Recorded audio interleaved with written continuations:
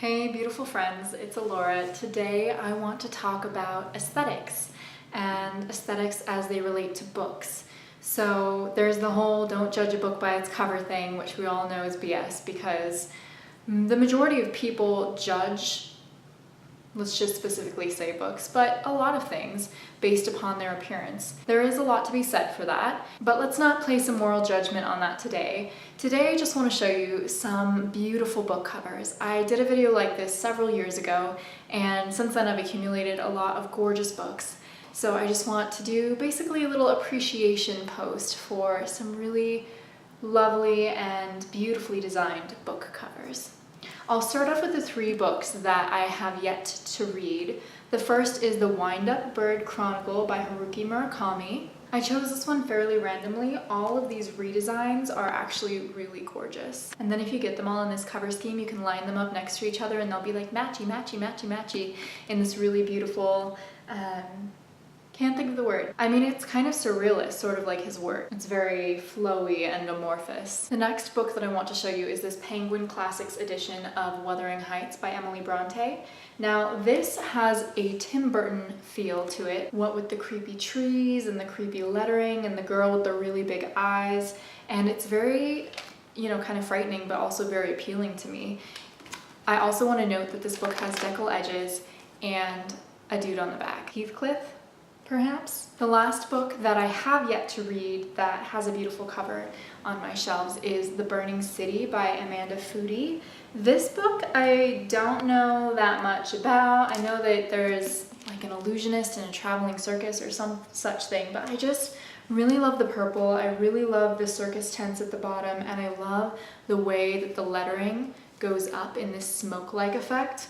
It's really cool. Okay, moving on to the books that I have read. The next three are graphic novels, and they're all from the same series. So it's the Monstrous series. So this is volume 1, volume 2, and volume 3. Now it makes sense that these would have gorgeous covers because these are predominantly focused on the artwork since they're graphic novels. But I just love the style of artwork in these. The main character looks so fierce and the graphic novels maintain a very consistent color scheme throughout. Another beautiful cover is Spinning Silver by Naomi Novik. This is the US edition, and I actually prefer the UK edition. I'll probably pop up a picture of the UK editions for these books. Spinning Silver and Uprooted both had gorgeous UK editions, but these US ones are actually very intricate. They have some shiny bits, and they just overall are very classic fairy tale-esque.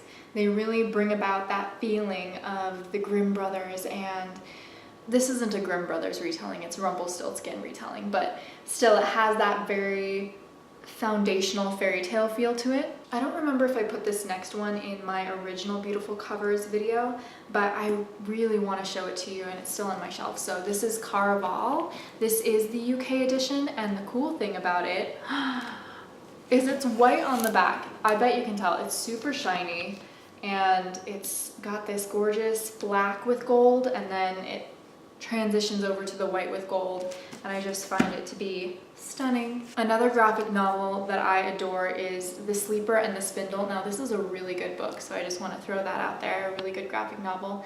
Neil Gaiman. You can't lose with Neil Gaiman. But the cool thing about this cover is that it has a translucent like shield. It's not the right word. So the dust jacket is translucent, and it has the thorns and the flowers and the spindle on the front, and then the sleeping girl on the actual hardcover of the book. The next cover that I want to show you is a 10th anniversary collector's edition of The Name of the Wind by Patrick Rothfuss. This edition is a little bit scary on the cover actually. However, the pages are sprayed red and the spine is gold and shimmery, and it's got the lute, and it's just very emotionally evocative. And so I feel like I couldn't make this video without doing this. This is a brilliant design and definitely worth the $40 that I paid for it. Even though I already had another copy. Great at making life decisions. The next one I want to show you is a little bit different, and that is From a Low and Quiet Sea by Donal Ryan.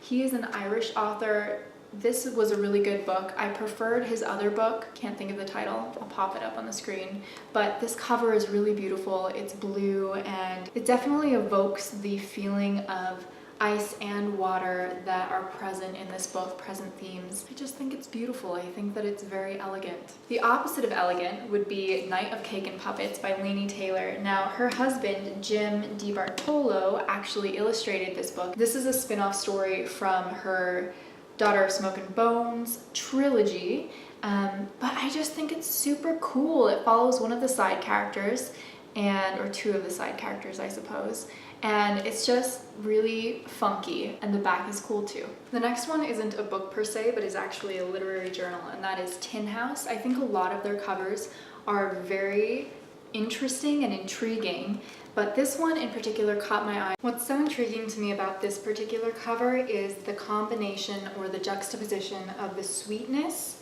with the disturbing factors. So you have this little girl who's going around murdering the candy. And I felt like this cover was very representative of the content contained inside this particular volume. Kind of the danger of things that are too sweet. The very last two things that I want to show you go together because they're volume 1 and volume 2, and they're not, I mean, they're kind of books, they're kind of not books. Anyway, they're art collections by this Korean artist named Pwong, but she is this incredible Korean artist, and I love the covers of her volumes because they are some of the art pieces that are inside.